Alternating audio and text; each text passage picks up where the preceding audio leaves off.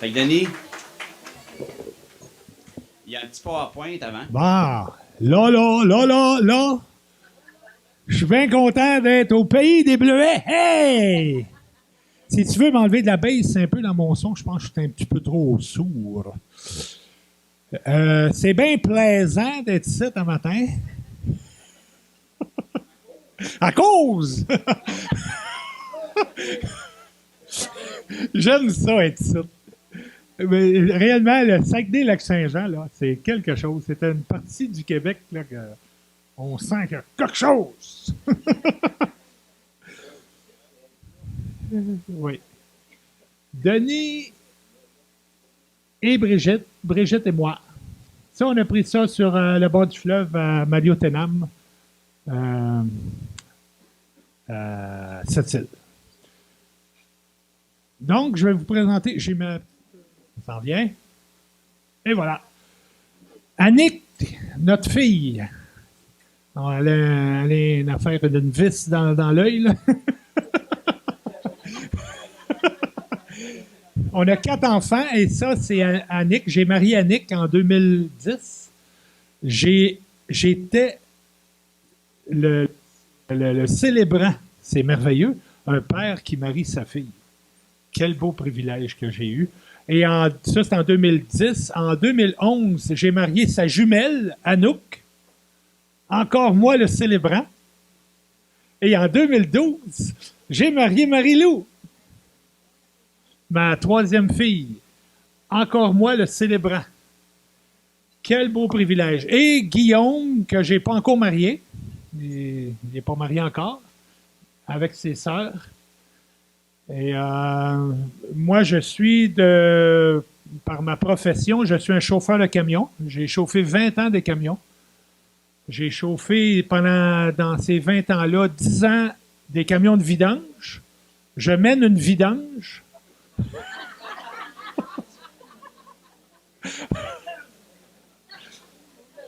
Et j'ai chauffé aussi des camions, des trailers. J'ai chauffé un petit peu aux États-Unis, dans les maritimes en Ontario, du highway. Dans ce temps-là, Brigitte m'accompagnait. On n'avait pas d'enfants quand je faisais ça. Et j'ai travaillé 10 ans dans la construction comme manœuvre journalier. Et je suis maintenant pasteur à l'église Emiu Mamouetoun, Kachou-Ketechet. Ça fait 6 ans que je suis pasteur. Quand j'étais jeune, ça c'est à l'âge de 4 ans, j'étais avaleur de mouches professionnel.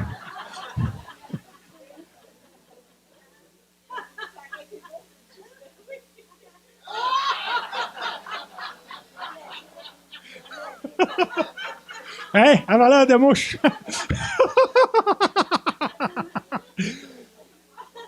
J'avais 4 ans avec mes 2 sœurs. Et à ma première communion, ben oui!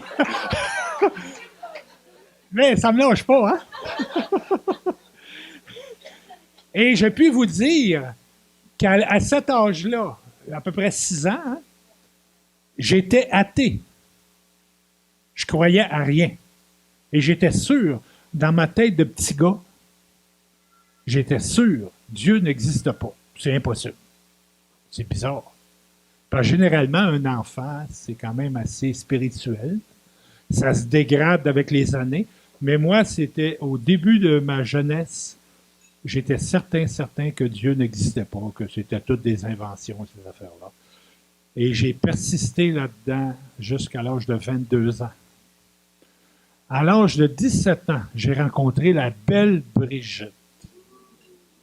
Ouh, certain. Ouf, la mâchoire m'a tombé à terre. Et on avait 17 ans, tous les deux. C'était ma première blonde. Et elle, Brigitte, vient d'une famille de 14 enfants. Elle est la 6e. Elle est née à Saint-Éleuthère. Ceux qui savent c'est où Saint-Éleuthère, levez la main. Personne, évidemment. C'est là où les moineaux virent. C'est tellement reculé, profond. C'est en bas de Rivière-du-Loup, sur la pointe du Maine aux États-Unis, le Maine, là. Bon, ben, juste l'autre bord des lignes, c'est là Saint-Éleuthère.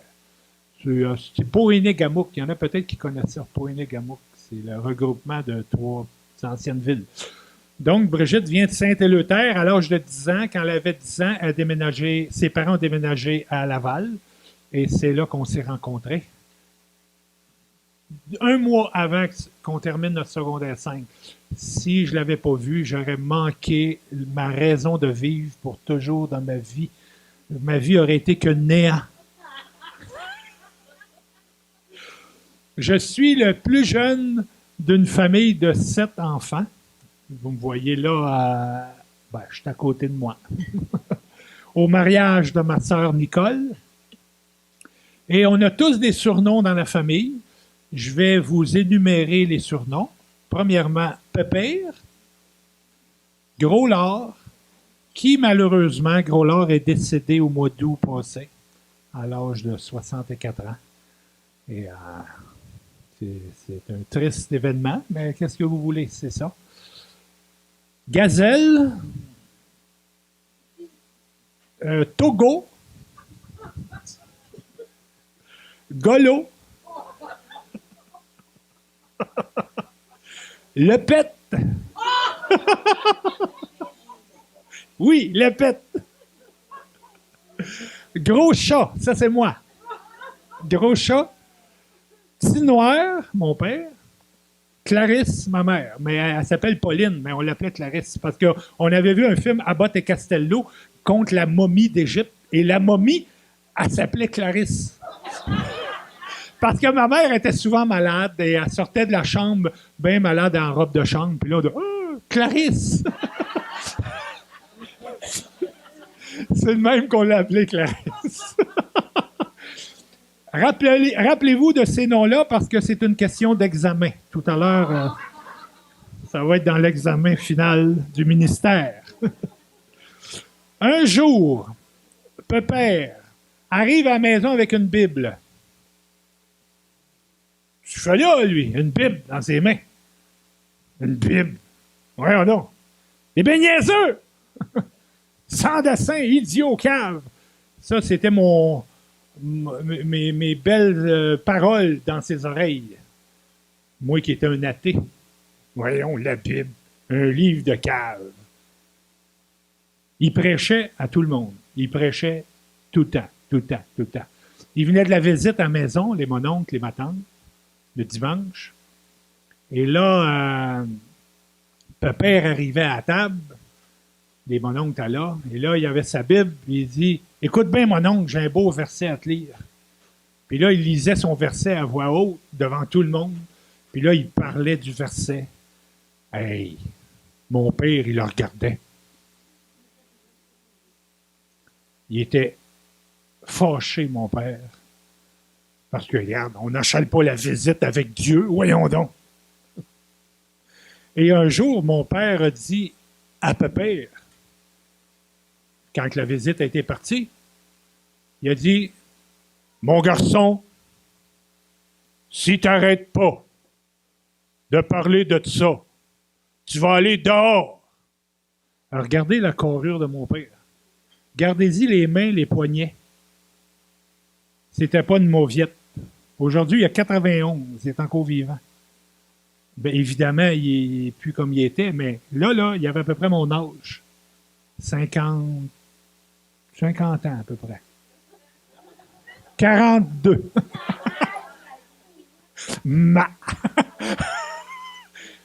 Et mon père, quand il disait quelque chose, jamais il y avait à répéter. Tu vas aller te coucher, il est à 7 heures. Oui. Et là, il dit à mon frère, tu vas aller dehors si tu n'arrêtes pas de nous parler de ça. Puis mon frère a répondu, il a dit, je vais être dehors, puis je vais te crier l'Évangile à travers la porte. Il prêchait partout, il prêchait dans l'autobus, il allait travailler, il prenait l'autobus à Laval pour se rendre à Montréal, il payait, où est-ce qu'il y a le chauffeur, il payait, et là, devant tout le monde, avec sa Bible, il prêchait à tout le monde dans l'autobus. jusqu'à temps d'arriver à Montréal. Quand il revenait du travail le soir, la même chose. Tout le temps, il prêchait. Continuellement. Il allait au parc où il y avait bien du monde. Il y avait des games de baseball. Et là, entre les manches, quand les joueurs ils changent de rôle, là, lui, il se mettait de dos au backstop, là, où il y a le catcher. Là. Il se mettait de dos face à la foule, puis là, il prêchait fort. Et quand la game recommençait, pour ne pas déranger la partie, il allait s'asseoir jusqu'à la prochaine manche que les joueurs changeaient encore. Il disait encore, hey, le monde il riait de lui. Ah, Jésus! Quel cave! Il prêchait, il prêchait. Ouf, hey, tout un Jean-Baptiste. Et moi, on s'est mariés, Brigitte et moi. Et là, j'ai été voir le curé, avant qu'on se marie, j'ai été voir son curé à sa paroisse. J'ai dit, Monsieur le curé, on aimerait ça se marier. Oui, pourquoi vous voulez vous marier? Ben, regarde, elle est super belle. Elle est belle, que belle. Je l'aime à la folie. On veut se marier. On voulait s'accoter, Monsieur le curé. Mais nos parents nous ont tellement parlé. Oh, mariez-vous donc, c'est tellement plus beau, la belle cérémonie de mariage, la robe blanche, etc., etc.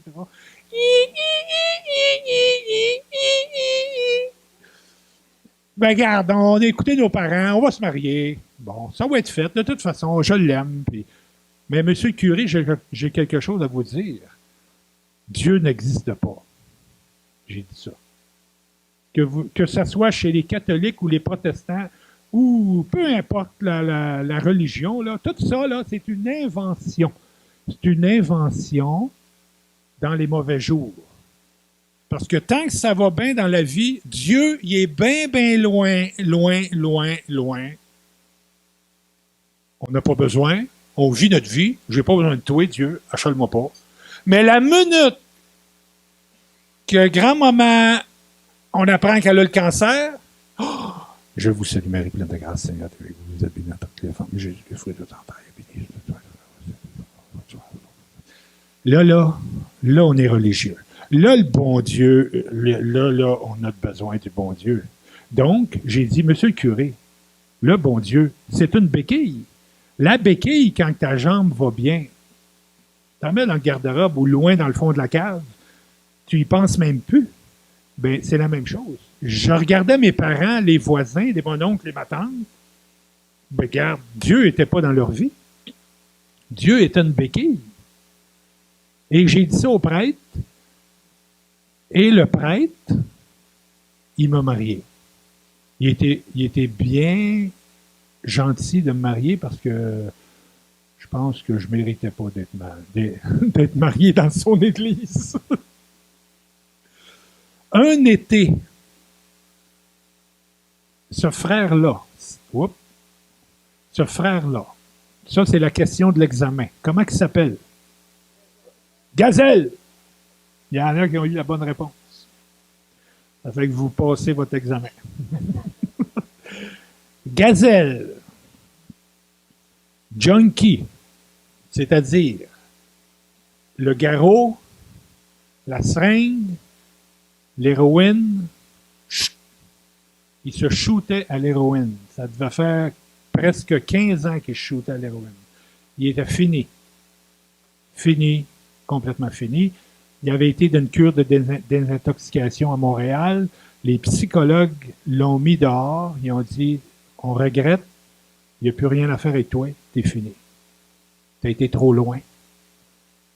À différents endroits, un drogué peut toujours revenir. Il y a ce qu'on appelle des U-turns. On peut virer de bord. Mais Gazelle était rendu, il avait dépassé le dernier U-turn. Il était foutu. Les psychologues ont dit, on ne peut pas te garder. Tu prends la place de quelqu'un qui a besoin. Ouh! Pépère, qui est chrétien, il avait lu dans la parole de Dieu.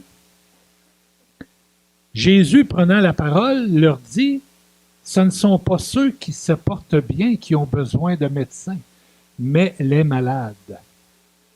Pépère, il s'est dit, Gazelle, c'est le meilleur candidat pour l'Évangile. Il est pas bien, là, il se porte pas bien. mais il est malade. Évidemment, c'était le meilleur candidat. Et faire une histoire courte, après une soirée d'évangélisation, Gazelle s'est converti. Et le lendemain matin, il est rentré chez mes parents. Dans ce temps-là, je n'étais pas marié à ce moment-là. Il rentre chez mon père, ma mère, chez nous. Il dit, « Papa, la drogue, c'est fini. Tu n'auras plus jamais de problème avec moi. » Il dit ça à mon père. Et mon père et ma mère, ils ont eu des problèmes immenses. Immenses. J'ai souvent vu mon frère, Gazelle, un coup de poing d'en face à mon père. Ça, je l'ai vu. Parce qu'il était rendu trop fou, là. Il était en manque. Puis là, c'était la bataille dans la maison, là. Puis mon père, à la carrure qu'il avait, là, il réussissait à le maîtriser, la prise de l'ours. Pendant que ma mère appelait la police, puis là, la police arrivait chez nous, puis venait chercher mon frère. Ça, j'ai vu ça. Ça fait que Gazelle, il dit à mon père, « Fini la drogue, tu n'auras plus jamais de problème avec moi. » Hier au soir, je me suis converti. Jésus m'a sauvé. Et en même temps qu'il m'a sauvé, il a tout lavé la drogue qu'il y avait en moi. Il a tout lavé, toute la psychologie, ma biologie, il a tout lavé. Et c'est réellement ça qui s'est passé. Gazelle était comme un jeune qui n'avait jamais rien pris. Tout un miracle. Et là, maintenant, dans la maison, comme preacher, il y avait Pépère, il y avait Gazelle.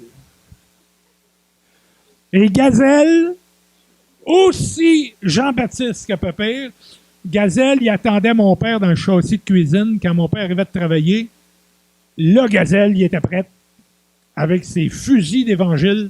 Et là, il mitraillait mon père continuellement avec des versets. Il faut que tu te convertisses. Si tu ne te convertis pas, tu vas aller en enfer. En tout cas, il lâchait pas mon père. Mon père se sauvait dehors dans le jardin, sur le gazon, à s'asseoir d'une chaise de jardin. Gazelle, il s'emmenait une chaise à côté, puis il prêchait. Il prêchait tout le temps. Et là, il invitait mes parents à l'église baptiste évangélique de Chamédé. Monsieur Mayou connaît ça. Qu'on appelle aujourd'hui l'église de l'île Jésus. Ça a changé de nom. Gazelle invite mes parents. Ma mère a dit, pour s'en débarrasser, elle dit, le jour que tu auras un char, j'irai à ton église. Évidemment, Gazelle n'avait jamais travaillé. Elle était bien sûre de vraiment aller à l'église. Le jour où tu auras un char, j'irai à ton église. On revient à moi et Brigitte. Je suis un athée, je me marie avec Brigitte. On voulait s'accoter. Bon, on avait 22 ans. Et là, monsieur le curé, plein d'amour pour moi, il nous marie. Il était compétissant. Il nous marie ouais, ça va bien vite, ça. Il nous marie le 30 septembre 1978. Ça fait 35 ans, là, la semaine passée, qu'on est mariés.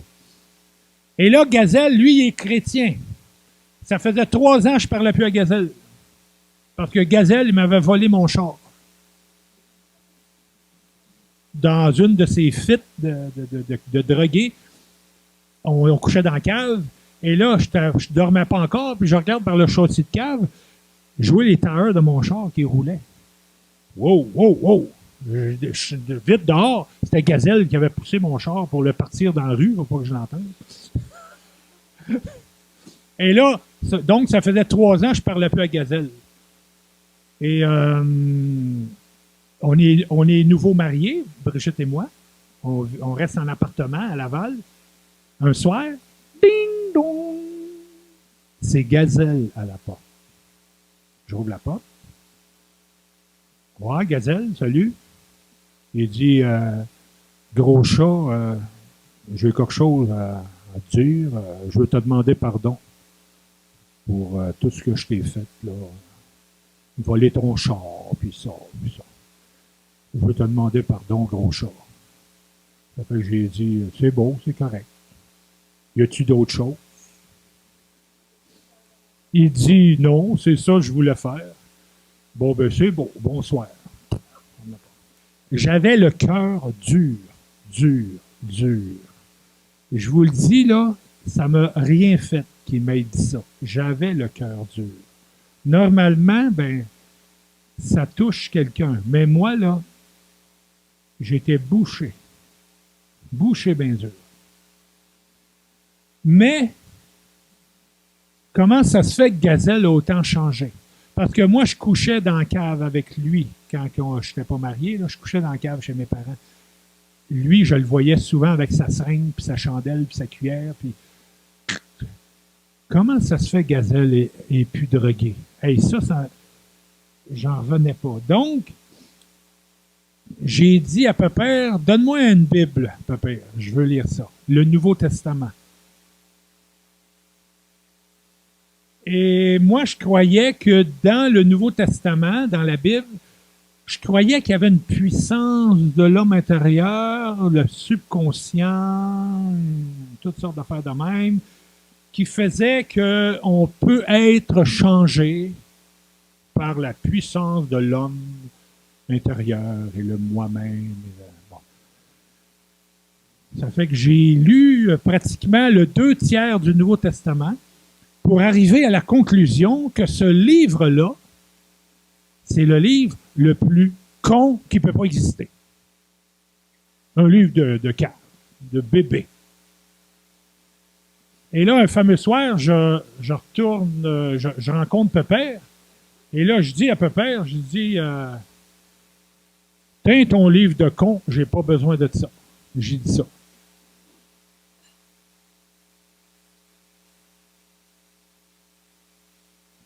Tiens ton livre de con, j'ai pas besoin de ça.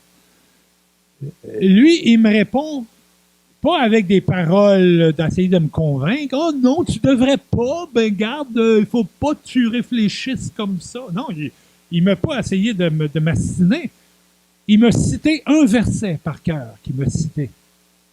Et ce verset-là, c'est comme si je recevais une tonne de briques à la tête. J'ai été foudroyé par le verset qui dit « Dieu résiste aux orgueilleux, mais il fait grâce aux humbles. »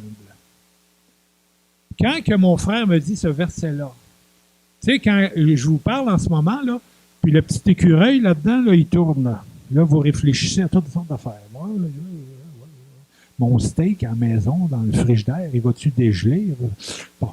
On réfléchit à toutes sortes d'affaires pendant que quelqu'un nous parle. Et quand mon frère me dit ce verset-là, je réfléchissais, je me disais, quand j'étais petit gars, on m'enseignait à la catéchèse.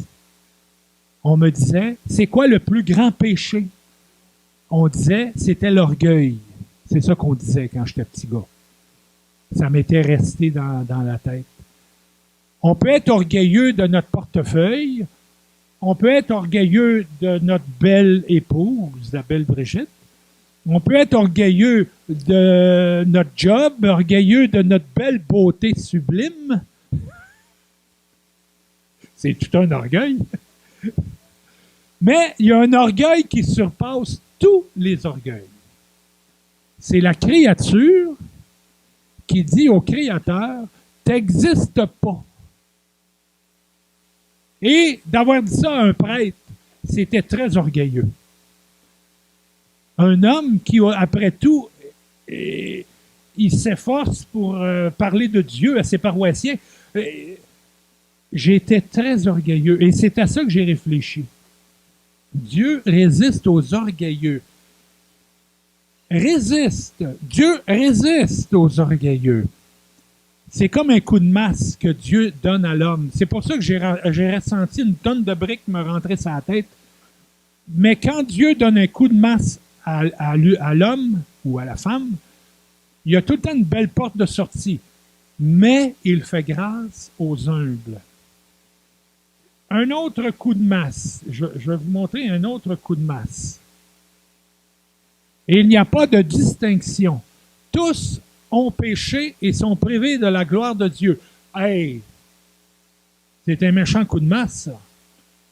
Vous avez tous péché Et vous êtes tous privés de la gloire de Dieu, moi compris. Tout le monde sur la planète met la belle porte de sortie et ils sont gratuitement justifiés par sa grâce par le moyen de la rédemption qui est en Jésus-Christ. Quelle belle porte de sortie d'urgence après avoir reçu un coup de masse. Un autre coup de masse, car le salaire du péché, c'est la mort. Levez la main ceux qui n'ont jamais fait un péché, jamais un mensonge, jamais une mauvaise pensée, jamais un vol. Probablement que tout le monde ici a déjà volé quelque chose, que ce soit un char ou que ce soit, quand on était petit, enfant, des bonbons au dépanneur ou chez Steinberg. Vous vous rappelez de Steinberg? Les jeunes, ils ne savent pas c'est quoi. On est tous coupables, car le salaire du péché, c'est la mort. Autrement dit, ce qu'on mérite, notre salaire, après avoir fait un seul péché, on en a fait des milliers. Ce qu'on mérite, c'est la mort. Mais regardez la belle porte de sortie. Mais le don gratuit de Dieu, c'est la vie éternelle en Jésus-Christ notre Seigneur. Ah! Merci Seigneur. Donc, Dieu m'a donné un coup de masse avec son verset. Dieu résiste aux orgueilleux, mais il fait grâce aux humbles. Ça fait que moi, je dis à mon frère, tiens ton livre de con, j'ai pas besoin de ça. Mon frère, il réfléchit 2-3 secondes, il me dit, Dieu résiste aux orgueilleux, mais il fait grâce aux humbles. Moi, je réfléchis avec mon petit écureuil, toute l'histoire de l'orgueil, ma vie. Je dis à mon frère, redonne-moi le Nouveau Testament. Parce que je vais vous dire une affaire. Dieu venait de me parler pour la première fois de ma vie. J'avais environ 23 ans. Pourtant, j'ai été à la messe toute ma jeunesse, tous les dimanches. Mes parents, ils nous emmenaient à la messe, forcés, mais qu'est-ce que vous voulez. J'allais à la messe, les cours de catéchèse, et mon frère, père, qui m'avait prêché l'Évangile pendant 3 ans, et là, pour la première fois de ma vie, Dieu m'a parlé. Dieu résiste aux orgueilleux, mais il fait grâce aux humbles. Oups, il ne faut pas que je manque le train. Il y a un train qui passe dans votre vie. Moi, il a passé un train à ce moment-là. J'étais à la gare. J'ai le choix. Je reste sur le quai ou j'embarque dans le train. Si je reste sur le quai, le train repart. C'est quand le prochain train? C'est pas. Présentement, il y a un train qui passe dans le cœur de quelques-uns ici. Très important de ne pas laisser passer le train. Embarque dans le train. Embarque pas d'une religion. C'est la pire erreur que tu vas faire de ta vie. Change pas de religion. C'est la pire erreur. Non. Embarque dans la main de Jésus-Christ, ton Sauveur. Ça, c'est la décision. C'est ce que j'ai fait. Et là, j'ai repris le Nouveau Testament que j'avais dit à mon frère, alors donne-moi le Nouveau Testament. Et là, le soir avant de lire, là, je disais à Dieu, je disais, là, Dieu, là, OK, tu dis que tu existes. C'est beau. Je veux bien y croire. Mais il va falloir que tu me le montres. Pas pépère, pas monsieur le curé, ou monsieur le pasteur, ou même le pape. Toi, Dieu, tu vas me le montrer si tu existes. Parce que moi, sinon, je tourne la page. Vas-y, Dieu, parle-moi. Et là, je commençais à lire. Je ne le savais pas, mais j'étais en train de prier. C'est ça, une prière. Une prière, il faut que ça vienne des tripes, de l'intelligence, du cœur. Si ça ne vient pas de ça, c'est pas une prière. C'est un enregistrement. C'est comme si tu payes sur play, puis la prière se fait. Imaginez, Dieu, il veut pas ça, Dieu. C'est comme si mon petit gars, quand il était petit, il arrivait à moi, puis il disait, « Papa, Tu es le plus beau papa au monde, le plus merveilleux, le plus gentil, et j'aimerais ça avoir un bicycle. Papa, tu es le plus beau, le plus merveilleux au monde et le plus gentil, et j'aimerais ça que j'ai un bicycle. Papa, hey, j'ai arrêté à mon gars. Wow, wow, OK, wow. Qu'est-ce que tu veux? Hein? Ben, quand on prie d'une façon répétitive là, à Dieu, c'est ça qu'on lui dit. On lui dit des affaires répétées. Dieu veut pas ça. Dieu veut qu'on y parle avec notre cœur. Donc, c'est ça que j'ai fait. Et évidemment, Dieu a répondu. Demandez, vous recevrez, Jésus a dit. Cherchez, vous trouverez. Frappez, l'on vous répondra. Et là, j'ai lu le Nouveau Testament presque à tous les soirs encore, les mêmes choses que j'avais lues auparavant. Et là, j'aimais ça, je trouvais ça intéressant. Ça me faisait du bien. Et même, il y a un fameux soir, j'étais en train de lire, j'ai fait comment ça se fait que j'aime ça comme un fou? Comment ça se fait que ça me fait du bien à l'extrême? Et que je voudrais asseoir tout de suite, lire tout le Nouveau Testament. Et quand je vais avoir fini, recommencer et le lire encore. Comment ça se fait? Ben regarde, j'avais demandé à Dieu. Il m'a répondu. Et si vous faites la même chose, c'est impossible qu'il se passe d'autres choses. C'est impossible. Dieu va vous parler. Si Dieu vous a jamais parlé à date, c'est que vous ne lui avez jamais demandé. Demandez, vous recevrez. Et là, j'ai lu mon Nouveau Testament, presque au complet, et un mercredi soir, le 18 juillet 1979, j'ai dit à Brigitte, la belle Brigitte, j'ai dit, Brigitte, à soir, je vais aller voir la secte à Pépère, qui était l'Église baptiste évangélique de Chomédé. Moi, dans ma tête, c'était une secte. Ça fait que je rentre dans l'Église, et à l'Église, c'était M. Héron qui était le pasteur. Avant, c'était M. Mailloux. Mais là, c'était M. Héron. Et M. Héron était en vacances. Il y avait un homme qui le remplaçait pour faire l'étude du mercredi soir. C'est M. Hamelin, Jean Hamelin. Vous connaissez. Et M. Hamelin, il prêchait sur Bartimée dans l'Évangile de Luc. Bartimée, il est à Jéricho, il est aveugle. Il n'a jamais vu de sa vie. Mais un aveugle, là, ça, là, les oreilles, là, ça compense, hein? Les meilleurs accordeurs de piano, c'est les aveugles. Parce que ça, là, ils savent exactement, c'est-tu 440 ou 441 Hertz? Ils sont meilleurs que la petite machine là, qu'on a pour accorder nos guitares. Et Bartimée, il est à Jéricho, il est aveugle, mais là, Jésus passe à Jéricho. Et là, il crie à Jésus. Jésus, fils de David, aie pitié de moi, aie pitié de moi.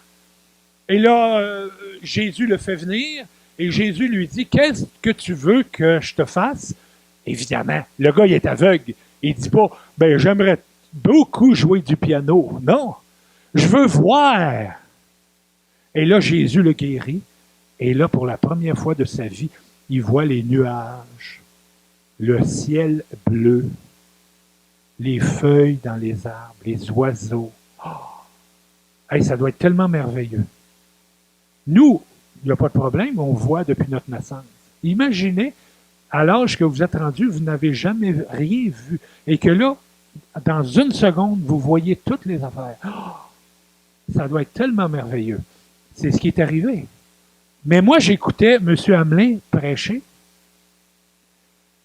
Et je me suis dit, c'est moins Bartimée.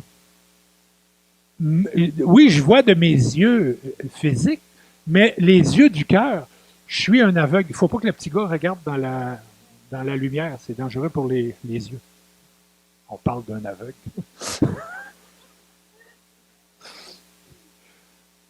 Donc, je me suis dit, c'est moi Bartimée. Je suis un aveugle spirituel. Mais Jésus passe dans ma vie. Pépère, Gazelle, le Nouveau Testament, le verset que j'ai eu sur la tête, la tonne de briques, hey, Jésus passe dans ma vie certainement. Qu'est-ce qu'il faut que je fasse? Il faut que je crie à Jésus. Mais évidemment, je n'ai pas crié dans l'église. Jésus! Non. Ben, j'aurais pu le faire. Hein? Pourquoi pas? Mais je ne l'ai pas fait. Mais je l'ai fait dans mon cœur. Là, les gens ont commencé à prier pour leurs besoins personnels, besoins de toutes sortes. Moi, dans mon cœur, je n'ai pas écouté leurs prières. J'ai dit à Dieu, Dieu, je viens de comprendre. Je suis un pécheur horrible. Si j'étais mort, je m'en allais en enfer. Je suis un pécheur. Des milliers de péchés. Juste 23 ans, mais des milliers de péchés. Mais je crois, Dieu, que tu as envoyé Jésus-Christ, ton Fils unique, sur la croix du Calvaire, cloué, torturé, des coups de fouette, la couronne d'épines, les insultes. Je crois, Dieu, que tu as envoyé ton Fils pour prendre ma place. Jésus a reçu ma punition sur lui quand il était à la croix. Quand Jésus était à la croix, il était en train de mourir pour Denis Maisonneuve. Pour vous aussi. Et moi, j'ai compris ça le 18 juillet 1979, que Jésus était mort pour mes péchés. Et j'ai dit à Dieu, Dieu, je crois que Jésus, ton Fils, est mort pour moi. C'est moi qui aurais dû être puni, mais te punis ton Fils au lieu de me punir. Merci Seigneur. Donne-moi la vie éternelle. Donne-moi la vie éternelle tout de suite. Je me rappelle d'avoir dit ça. Tout de suite. J'ai embarqué dans le train. C'était ma deuxième occasion d'embarquer dans le train de Dieu. Il ne faut jamais manquer une occasion. Et là, j'ai dit à Jésus, sauve-moi. J'ai pas dit à Jésus, je veux devenir un baptiste. Non. Je suis pasteur d'une église baptiste. Et nous. Mais dans mon cœur, je ne suis pas un baptiste. Je suis un chrétien. Je suis un homme sauvé par la grâce de Dieu. Mais je suis un pasteur baptiste. Il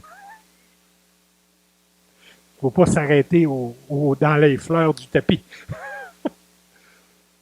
Et donc, j'ai dit à Dieu, sauve-moi. Sauve-moi tout de suite. Et je me rappelle, j'ai ressenti la présence de Dieu qui rentrait en moi. Le Saint-Esprit a rentré en moi. Et là, la réunion s'est terminée. Et Pépère était là, dans la salle, mais Pépère ne savait pas ce qui s'était passé en moi, évidemment. Je vais voir Pépère. J'ai dit, écoute, Pépère, je pense, je me suis converti. Il dit, viens-t'en chez maman, puis on va s'en parler. Ma mère restait à Vimont, qui n'était pas loin. Je dis à Pépère, je vais aller chercher la belle Brigitte. Elle est au terrain de baseball, elle joue, à tous les mercredis soirs, elle jouait dans une ligue féminine de softball. J'allais voir ma belle Brigitte. Je n'avais que Dieu pour elle. Oh, qu'elle était belle! Je dis à Pépère, je vais aller chercher la belle Brigitte et on s'en vient. J'arrive au terrain de baseball. Elle terminait, la partie terminait. Et là, je suis là, j'ai pas dit un mot encore, j'arrive. Et là, tu me dis quoi, Brigitte?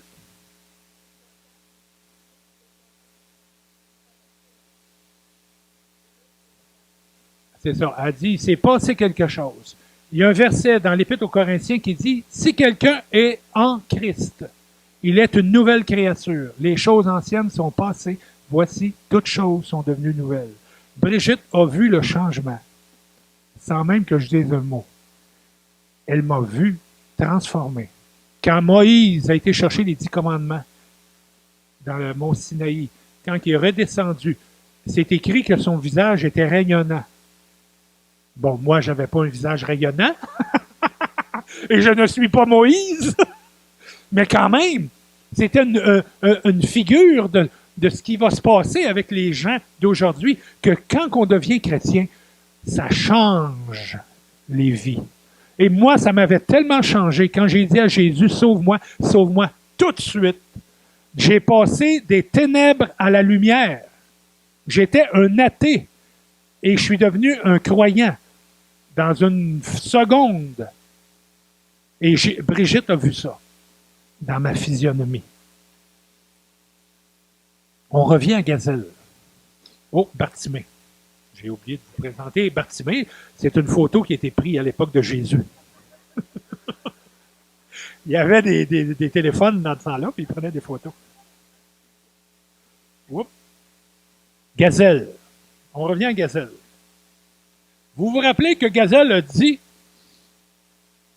à ma mère, venez à l'église. Ma mère, elle y avait dit quoi? Le jour où tu auras un char, j'irai à l'église. Mais Gazelle, il s'était trouvé une job au Saint-Hubert, poulet Saint-Hubert, à Annecy, à Montréal. Il livrait du poulet. Il est encore là. Il livre encore du poulet. Au-dessus de 30 ans. Il a eu une montre 25 ans de service. Et Gazelle livrait du poulet. Qu'est-ce qu'il fait? Il s'achète une minoune. Un vieux bazou. Il parque ça dans le driveway. Samedi soir, il dit à ma mère, demain, t'embarques. Rappelle-toi, qu'est-ce que tu m'avais dit? Le jour où tu auras un char, j'irai à ton église, c'est demain, t'embarques. Ma mère n'a pas le choix. Elle avait donné sa parole. Elle embarque dans le char, elle va à l'église. C'était M. Héron, le pasteur. Elle revient à la maison, elle dit à son mari, Petit noir! Hey, tu devrais venir. C'est tellement bon. Des beaux chants. Il y a des jeunes. Il y a du monde de notre âge. L'homme en avant, il parle tellement bien. Le pasteur. Après ça, on parle ensemble. Oh, tu devrais venir, Petit Noir. Évidemment, Petit Noir, peut-être pas le dimanche suivant, mais à un moment donné, il est embarqué dans le char à Gazelle. Il a été à l'église baptiste évangélique de Chamédé. Et M. Héron, M. Mayou va très bien le confirmer, c'est un évangéliste hors pair, comme on a rarement vu. Quand M. Héron prêchait le dimanche matin à l'église, le train passait à tous les dimanches matins. Il prêchait l'Évangile et il prêchait sur, mettons, un verset. Puis là, il nous racontait quand il était jeune chrétien, puis à Rouyn-Noranda, puis des histoires de chrétiens. Puis là, nous, on disait, ça rime à quoi? Puis là, à la fin, il faisait un appel. Il disait, est-ce que quelqu'un aimerait accepter Jésus-Christ comme son sauveur personnel? Et là, on chantait un cantique à la fin. Et là, il y avait tout le temps du monde qui avançait en avant pour signaler qu'ils veulent recevoir Jésus-Christ comme leur sauveur, se convertir. Et ça se passait même à tous les dimanches. Tous les dimanches. Mon père va à l'église un dimanche. Monsieur Héron prêche. Monsieur Héron fait un appel. Qui avance le premier? Mon père. Petit Noir. Puis là, il marche jusqu'en avant. Et d'habitude, les gens qui vont en avant devant une foule, il y avait peut-être 100 quelques personnes dans l'église. Attention, le petit gars, j'ai tellement peur qu'il mette ses yeux là-dedans.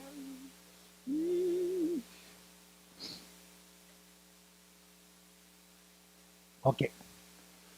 Donc, je voyais mon père qui s'avance. Brigitte puis moi, on était dans l'église. Je vois mon père qui s'avance. Et là, il arrive en avant, puis il se revire de bord devant tout le monde de même, avec son allure de frigidaire. Puis là, il dit, il y a une voix, il y avait une voix, ben là, aujourd'hui, même encore aujourd'hui, il y a 91, il y a une voix forte. Mais imaginez, dans ce temps-là, il dit devant tout le monde, c'est avec une foi pleine et entière que je remets ma vie dans les mains de Jésus-Christ, mon Sauveur. Ah, ben ouais. Hey, c'est pas à moitié une conversion de même. Et donc, mon père s'était converti. Ma mère aussi s'est convertie. Hey, c'était quelque chose. Revenons à Brigitte et moi, en 1979. J'étais un jeune homme de 22 ans. Je suis le petit gars, il ne faudra pas qu'il mette les pieds sur mon ordi.